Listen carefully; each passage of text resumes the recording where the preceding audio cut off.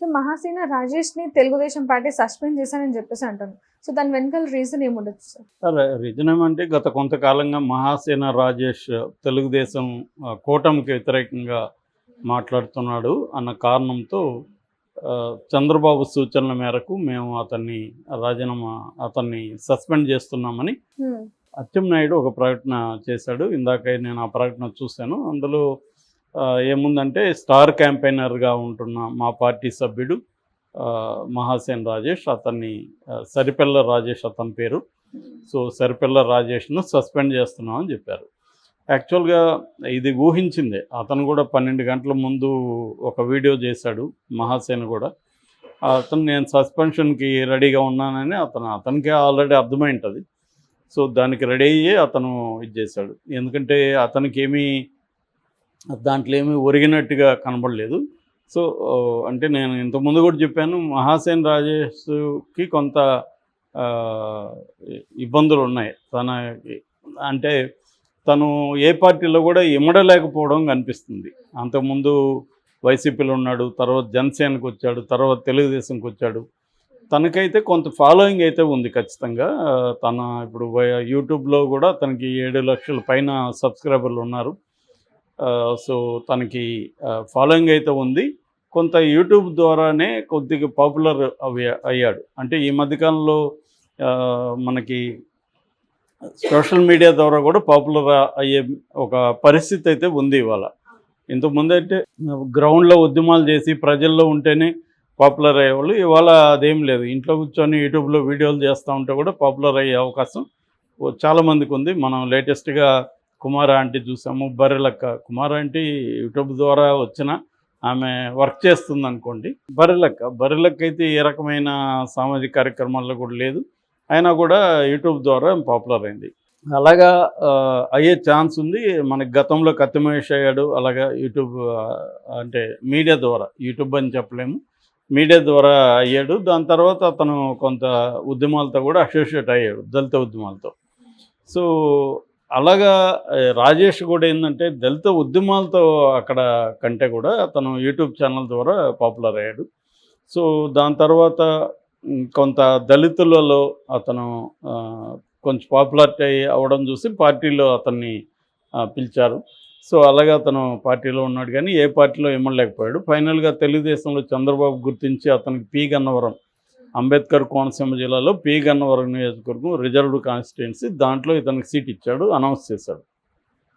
అయితే ఇతని మరి బ్యాడ్ లక్ అనాలి ఏంటి తెలియదు, కానీ ఎందుకంటే అతను గతంలో కొన్ని హిందూ వ్యతిరేక వీడియోలు చేశాడు.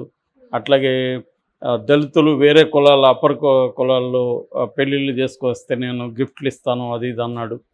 అది తర్వాత సమర్థించుకున్నాడు కూడా అతను. ఎందుకంటే ఇంటర్ కాస్ట్ పెళ్ళిళ్ళకి కొన్ని గవర్నమెంట్సే ఇస్తున్నాయి, అలాగా నేను కూడా ఇంటర్ కాస్ట్ పెళ్ళి చేసుకుంటూ ఇస్తానన్నానని సమర్థించుకున్నాడు. దాంట్లో ఇంటర్ కాస్ట్ అని లేదు, అప్పర్ కాస్ట్ వాళ్ళని పెళ్లి చేసుకుంటే నేను ఇస్తానని క్లియర్గా చెప్పాడు.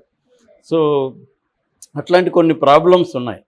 సో అట్లాగే హిందూ దేవతల్ని కించపరుస్తున్నట్టుగా కూడా ఉంది. దానికి కూడా అతను ఎక్స్ప్లెనేషన్ ఏమంటే, మీరు మా క్రీస్తుని గురించి మాట్లాడట్లేదా, దానికి ఇదిగా నేను మాట్లాడి తప్పేంటి అనేది కూడా అతను ఇది చేశాడు. ఏదేమైనా అతను చేసిన వీడియోల వల్ల కొన్ని సెక్షన్లు ఆర్ట్ అవ్వడం, వాళ్ళు ఇవన్నీ బయటికి తీసి ఇది చేయడం. ఇదే టైంలో వైసీపీ సోషల్ మీడియా కూడా వీటన్నిటిని ప్రచారంలోకి పెట్టడం అవన్నీ చేశారు. దాంట్లో బ్రాహ్మణ సంఘాలు కావచ్చు, కొన్ని హిందూ సంఘాలు కావచ్చు, తెలుగుదేశానికి ఓపెన్గానే ఒక వార్నింగ్ ఇచ్చాయి.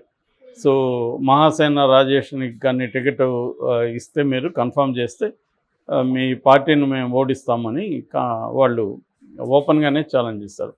సో దీనన్నిటి వల్ల చంద్రబాబు ఆలోచించినట్టుగా మళ్ళీ అర్థమవుతుంది ఎందుకు ఇతని వల్ల గొడవ అని. సో అతనికి ఏదో నచ్చజెప్పి మళ్ళీ పక్కన పెట్టేశారు. ఆ టికెట్, ఆ సీటు జనసేనకి ఇచ్చారు. సో దాని తర్వాత అతను మళ్ళీ ఎక్కడ కనబడ్డాడంటే ఒక అనౌన్స్మెంట్ చేశాడు. అదేంటంటే మహాసేన తరపున మేము 175 నియోజకవర్గాల్లో పోటీ చేస్తున్నాం, తర్వాత ఎక్కువగా ముస్లిం క్యాండిడేట్లను పెడుతున్నాం. ఇదంతా దీనికి కారణం ఏంటంటే ఇటు బీజేపీతో కలిశారు వీళ్ళు, అది మాకు ఇష్టం లేదు అనేది చెప్పాడు. పోనీ దానికైనా కట్టుబడి ఉండాలి కదా. మళ్ళీ ఏమో అది వదిలి పక్కన పెట్టి స్టార్ క్యాంపెయినర్గా మళ్ళీ కూటమి తరపున 37 నియోజకవర్గాలు అడిగాడు. 37 నియోజకవర్గాల్లో స్టార్ క్యాంపెయినర్కి ఇచ్చారు. పోనీ అదేమన్నా చేశాడు, అది చేయలేదు. సో ఆయన ఎవరు, మన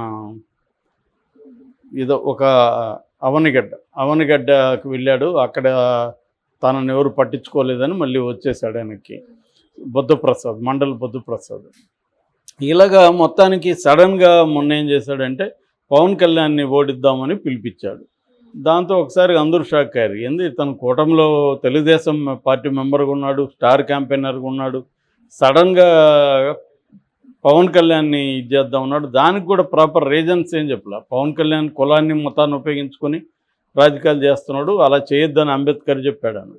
ఏ పార్టీ కులాన్ని మతాన్ని ఉపయోగించుకొని రాజకీయాలు చేయట్లేదు, అన్ని పార్టీలు చేస్తున్నాయి కదా.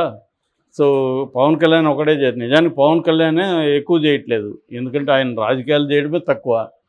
సో ఆయన ఏం చేస్తున్నాడు, వాళ్ళకంటే ఎక్కువ చేసే పార్టీలు తెలుగుదేశం కులాన్ని మతాన్ని ఉపయోగించుకోలేదా, వైసీపీ ఉపయోగించుకోలేదా? సో ఈరోజు ఇందాక చూస్తే అతని వీడియోలో దానికి ఎక్స్ప్లెనేషన్ ఏమి ఇస్తున్నా అంటే, పవన్ కళ్యాణ్ మోడీ సభలో 400 సీట్లు వచ్చేదానికి నేను ప్రాణమైన అర్పిస్తాను మోడీకి అని అంటున్నాడు. ఇదేంటి, ఇది మోడీకి 400 సీట్లు తెస్తే దేశాన్ని అల్లకల్లోలం చేస్తారు, ఇదేదో మాట్లాడుతున్నాడు. పైగా నేను పవన్ కళ్యాణ్ని ఒకప్పుడు సపోర్ట్ చేసి ఇప్పుడు ఎందుకు వ్యతిరేకించాను అనేది అనుకో ఇంకేదో ఒక పిచ్చి ఎగ్జాంపుల్ ఇచ్చాడు. అంటే క్లియర్గా అతను ఒక స్టాండ్ ఉన్నట్లేదు. ఇప్పుడు బీజేపీతో పొత్తు పెట్టుకోబోతుందని తెలుసు, ఎప్పటి నుంచో తెలిసి మరి తెలుగుదేశంలోకి ఎందుకు చేరినట్టు? పోనీ పొత్తు పెట్టుకున్నా కన్నా బయటకు వచ్చావా? లేదు. రిజైన్ చేసావా? లేదు. చేయకుండా అదేదో అనౌన్స్ చేసావు 175 నియోజకవర్గాలు. పోనీ అదన్నా చేసావు, అదే లేదు. మళ్ళీ స్టార్ క్యాంపెయినర్ అన్నావు, అదన్నా చేసావు, అది లేదు. మళ్ళీ ఇప్పుడు వచ్చి పవన్ కళ్యాణ్ ఓడించని పిలిపిస్తున్నావు. సో దానివల్ల నీ పిలుపుకి ఎవరు స్పందిస్తారు? అది కూడా మళ్ళీ అతను అంటున్నాడు, నీ పిలుపుకి ఎవరు స్పందిస్తారు, నువ్వేం చేస్తావు అంటున్నారు, మరి నన్ను ఎందుకు ఇంతమంది పట్టించుకుంటున్నారు? ఎందుకు పట్టించుకుంటున్నారంటే మనం ఎందుకు చేస్తున్నాం అంటే వ్యూస్ వస్తాయని చేస్తున్నారు. యూట్యూబ్లో ఎందుకు చేస్తారు ఎవరైనా అంటే అతనికి సోషల్ మీడియాలో పాపులారిటీ ఉంది, అందుకనే పట్టించుకుంటున్నారు తప్ప గ్రౌండ్లో లేదు. ఇప్పుడు బర్రెలకు కూడా సోషల్ మీడియాలో పాపులారిటీ ఉంది, గ్రౌండ్లో ఎంత వచ్చాయి? ఆమెకి 5700 ఓట్లు వచ్చాయి, అంతే కదా. సో సోషల్ మీడియాలో పాపులారిటీ ఉన్న వాళ్ళని సోషల్ మీడియా పట్టించుకుంటుంది. కానీ అంత మాత్రాన వాళ్ళు నిజంగా గ్రౌండ్ లెవెల్లో బలం ఉన్నట్టు కాదు. రాజకీయాలు వేరు, సోషల్ మీడియా వేరు. సోషల్ మీడియాలో చాలామందికి పాపులర్ అయింటారు, వాళ్ళందరూ రాజకీయాలు నిలబడి గెలిచిపోయే పరిస్థితి ఉండదు. ఎందుకంటే ప్రజలు అనేక అంశాలని పరిగణలోకి తీసుకొని ఓట్లేస్తారు. అలాగా ఇప్పుడు ఈయన చెప్పేది కన్విన్సింగ్ ఉండాలి. పవన్ కళ్యాణ్ ఎందుకు ఓడించాలి అని చెప్పడానికి ఈయన దగ్గర మ్యాటర్ ఉండాలి. అదేమీ లేకుండా కులాన్ని మతాన్ని పవన్ కళ్యాణ్ ఉపయోగించుకున్నాడు అంటే ఎప్పుడు ఉపయోగించుకున్నాడు ఏంటి అనేదానికి కాంక్రీట్ ఎగ్జాంపుల్స్ ఏం లేవు. ఇది ఒకటే పెడతా ఉన్నాడు ఇట్లా, ఇది మోడీతో. మోడీ మరి వీళ్ళు చెప్పట్లేదా? వీళ్ళు కూడా 400 సీట్లు గెలిపించాలనే కదా ఉన్నారు. తెలుగుదేశం వాళ్ళు కూడా గెలిపించడం అంటే ఏంటి, 400 వీళ్ళేమి వేరే చోటుకి వెళ్ళరుగా. ఇక్కడ ఎక్కువ సీట్లు ఎన్డీఏకి 25 ఉన్నాయి, 25 వీళ్ళ వంతుగా వీళ్ళు ఎక్కువ గెలిపించి ఇవ్వాలి బీజేపీకి, అంతే కదా వీళ్ళ టార్గెట్. అది పవన్ కళ్యాణ్కైనా అదే టార్గెట్, లోకేష్కైనా అదే టార్గెట్, చంద్రబాబుకైనా అదే టార్గెట్ ఉంటుంది. సో ఇక్కడ పవన్ కళ్యాణ్ మాత్రం ఐసోలేట్ ఎందుకు చేస్తున్నాడు అనే దానికి అతను లాజికల్గా అయితే ఏమి చెప్పట్లేదు. ఏదో ఒక లాజికల్గా చెప్తున్నట్టు అతను ట్రై చేస్తున్నాడు, కానీ మనకు వినే వాళ్ళకి అది లాజికల్గా కనబడలేదు.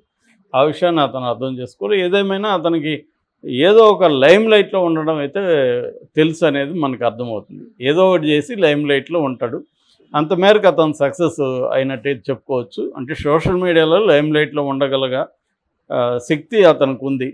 అది దాటి, ఆ థ్రెషోల్డ్ దాటి రాజకీయాల్లోకి వచ్చి ఇన్ఫ్లుయెన్స్ చేయగలిగిన పరిస్థితి ఇప్పటికిప్పుడైతే కనిపించట్లేదు అతనికి.